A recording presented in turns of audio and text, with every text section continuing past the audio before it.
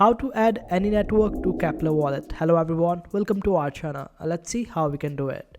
So for this, just simply go to this link called chains.keplr.app, and over here you will be able to find various networks, and all you have to do is just simply search for that particular network. Suppose you want to add say network, then just simply search for say over here, and this is how it will appear. Now you can add it whether you want the say devnet or the say mainnet.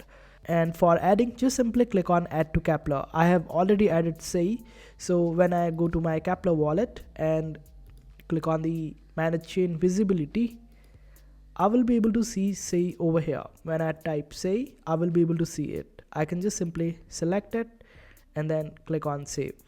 And this is how you do it. You can add any network with just one click. I hope this video was helpful. Make sure to hit that like button and also subscribe to our channel for more helpful videos.